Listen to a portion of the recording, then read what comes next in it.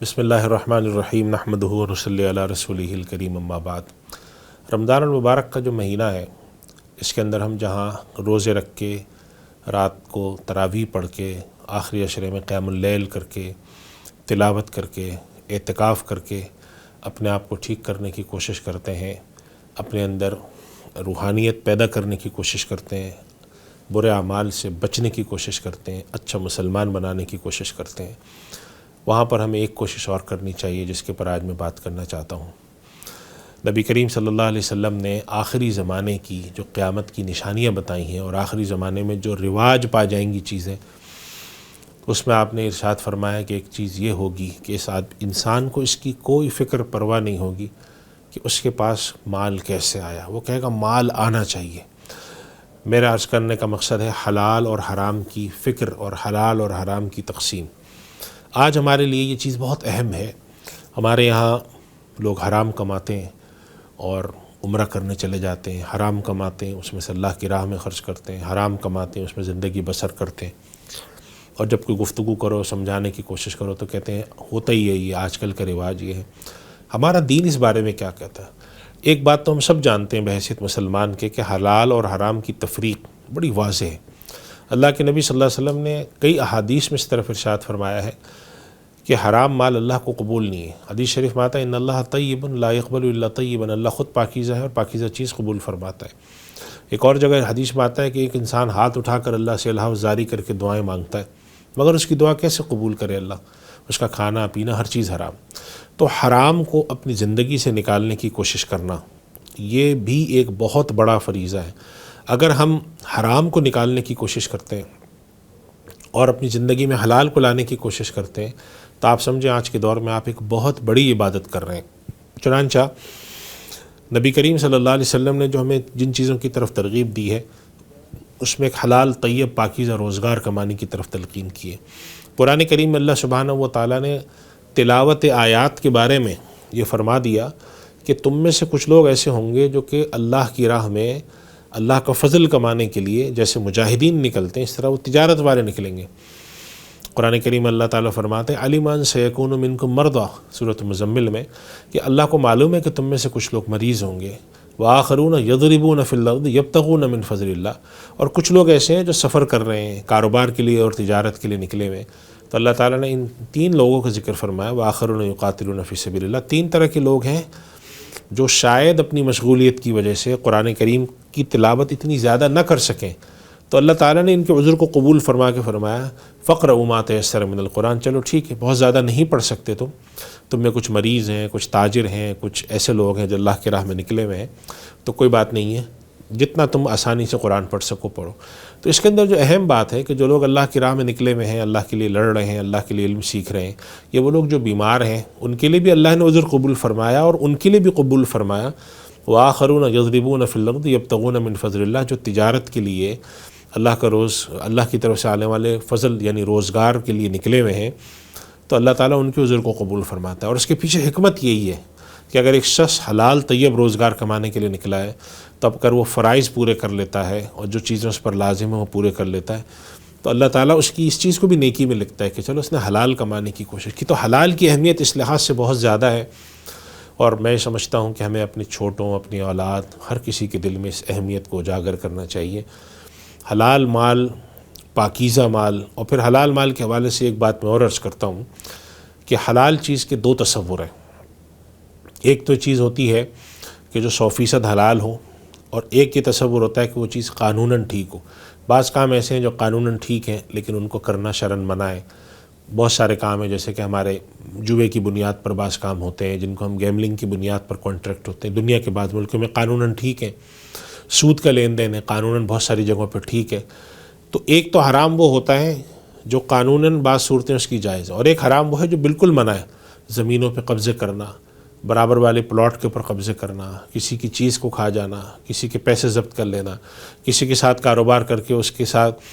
بددیانتی کر کے پیسے ہڑپ کر لینا، یہ ساری چیزیں۔ چنانچہ میں ایک تحریر پڑھ رہا تھا جس کے اندر یہ بات لکھی تھی کہ انسان بعض ایسی بددیانتیاں کرتا ہے جو حقیقت میں دیکھیں اس کی ضرورت نہیں ہوتی، اس کی سائیکولوجیکل پرابلم ہے۔ ایک آدمی ہے 15 لاکھ 20 لاکھ 25 لاکھ کی گاڑی میں بیٹھتا ہے، اچھے کماتا ہے، اچھا کھاتا ہے، لیکن اپنے گھر میں بجلی چلانے کے لیے، ایئر کنڈیشنر چلانے کے لیے بجلی چوری کرتا ہے۔ حالانکہ بجلی چوری کرنا بھی گناہ ہے، اور وہ آدمی کتنی بجلی چوری کرتا ہے؟ ان کے گھر میں 25,000 بل آتا ہے، وہ بجلی چوری کر کے 15,000، ہر مہینے 10,000 روپے کی چوری کرتے ہیں، پورے سال کی 1,20,000 کی چوری، جو اس شخص کے لیے کوئی بہت بڑا معنی نہیں رکھتی، جو اپنے گھر میں 4 ایئر کنڈیشنر لگا کے 2 گاڑیاں چلا رہا ہے، لیکن پھر بھی وہ چوری کرتا ہے۔ اور یہ بھی نہیں سمجھتے کہ میں جو یہ حرام کھانے کی کوشش کر رہا ہوں، چوری کرنے کی کوشش کر رہا ہوں، یہ میرے لیے وبال ہے۔ میں اگر آج ایک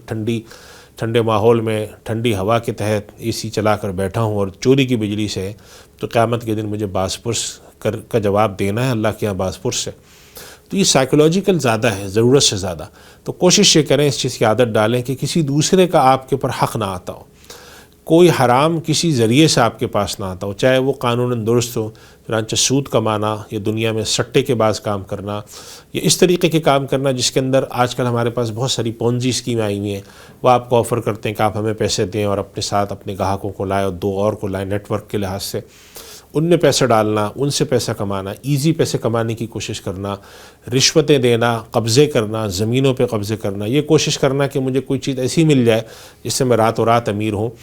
یہ کوششیں کر کے حرام اپنی زندگی میں شامل کرنا اور یہ توقع کرنا کہ اللہ تعالیٰ میری دعائیں بھی قبول کرے گا، میں دنیا میں بھی سرخرو ہوں، آخرت میں ہوں، ایسا نہیں ہو سکتا۔ اگر اللہ تعالیٰ نے کسی کو مالی طور پر آزمائش میں ڈالا ہے، اس کا رزق کم ہے، وہ حلال طریقے اختیار کرے، اور یہ یاد رکھے کہ اگر حلال طریقے اختیار کرنے میں اس کی جوتیاں گھستی ہیں، اس کا پسینہ ٹپکتا ہے، اس کے کپڑے میلے ہوتے ہیں، وہ اللہ کو زیادہ پسند ہے، اللہ کے یہاں اس پر اجر ہے، اس کے کام میں برکت ہے۔ چنانچہ اس موضوع پر محدثین کے یہاں پورا ایک باب ملتا ہے کہ وہ لوگ جو اللہ کی راہ میں لڑنے جاتے تھے یا وہ لوگ جو حلال کماتے تھے، ان کی زندگی میں برکت کیسے ہوتی ہے، اللہ تعالیٰ ان کے اوپر آنے والی مصائب کم کر دیتا ہے۔ حدیث شریف میں آتا ہے کہ صدقے سے بلائیں ٹلتی ہیں۔ جو لوگ اللہ کی راہ میں انفاق کرتے ہیں، اپنے پاس آنے والے حلال طیب کا خیال رکھتے ہیں اور محنت کر کے حلال کماتے ہیں، اللہ ان پر سے بلائیں ٹال دیتا ہے، ان کے پر آنے والے مصائب کم ہو جاتے ہیں، ان کے پر آنے والی مشکلات کم ہوتی ہیں، تنگ دستی ان کے پر سے اللہ سبحانہ و تعالیٰ کم کرتے ہیں اور کم پیسے میں زیادہ کام کرا دیتے ہیں، قناعت کی دولت نصیب فرماتے ہیں، سکون اور اطمینان نصیب فرماتے ہیں۔ تو اللہ کے اس حکم کی بھی پاسداری رمضان المبارک میں ہمیں کرنے کی عادت ڈالنی چاہیے۔ اور میں خاص طور پہ میرے پاس کئی ایسے حضرات ہیں رابطہ کرتے ہیں مجھ سے، کو کہتے ہیں ہم ایک دلدل میں پھنس گئے، حرام کماتے تھے، حرام کی عادت پڑ گئی ہے، اب ہم کیا کریں؟ تو کوشش کریں اپنی زندگی سے نکالیں، اللہ کے پاس سامنے سب سے پہلے توبہ کریں، آج کے بعد پروردگار میں حرام نہیں کماؤں گا۔ سب سے پہلے حرام کمائی کو روکیں۔ اب اس کے بعد جو آپ کے پاس چیزیں ہیں اس کے اندر کوشش کریں کہ اس سے آپ کیسے نکل سکتے ہیں، کوئی حلال طریقہ لا کر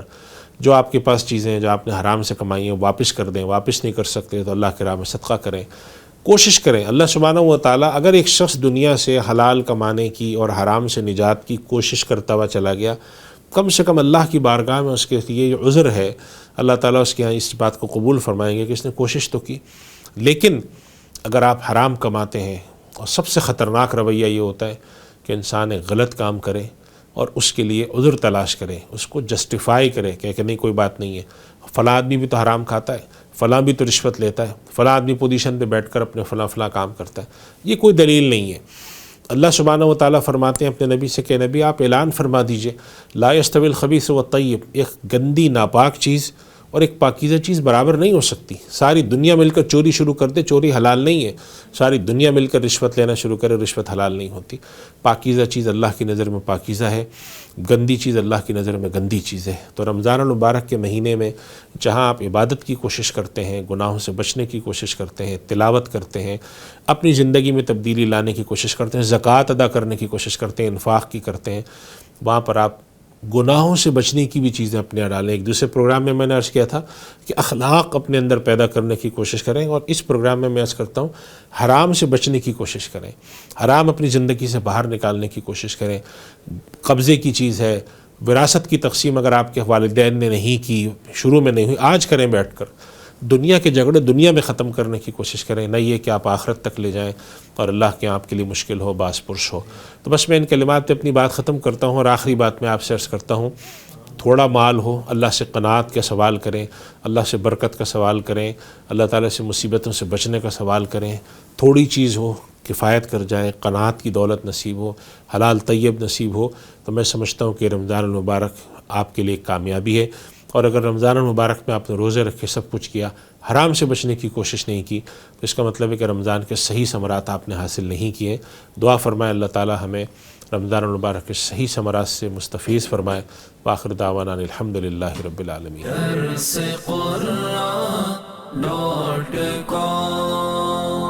www.darsequran.com